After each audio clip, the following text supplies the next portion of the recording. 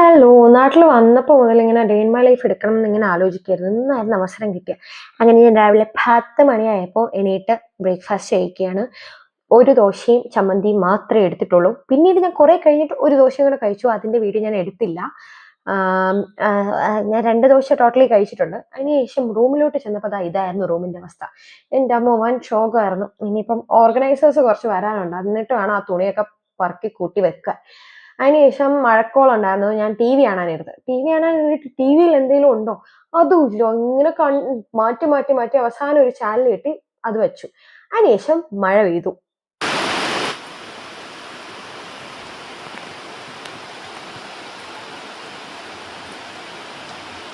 മഴയൊക്കെ തോർന്നപ്പോൾ ഉച്ചയായി. ഉച്ചയ്ക്ക് നമുക്ക് കഴിക്കാൻ പഴങ്കഞ്ഞിയും ചക്കയും നല്ല കട്ട തൈരും മാങ്ങാച്ചാറും.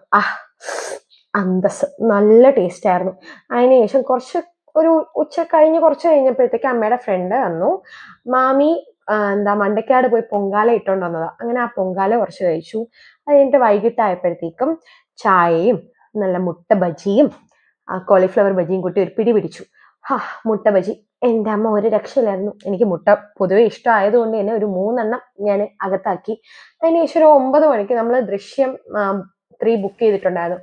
ദൃശ്യം 3 കാണാൻ ലേറ്റ് ആയത് എൻ്റെ അമ്മ 1ഉം 2ഉം കണ്ടിട്ടില്ലായിരുന്നു. 1ഉം 2ഉം ഇരുത്തി കാണിച്ചതിന് ശേഷമാണ് നമ്മൾ 3 കാണാൻ പോയത്. നല്ല ലേറ്റായി അവിടെ എത്തിയപ്പം. ഓടിപ്പടച്ചെത്തി. അങ്ങനെ ഫിലിമൊക്കെ കണ്ടുകഴിഞ്ഞ് നമ്മൾ ഫുഡ് കഴിക്കാൻ പോയി. ഫുഡ് കഴിക്കാൻ എത്തിയപ്പോൾ തന്നെ ഏകദേശം ഒരു 1-2 മണിയായി.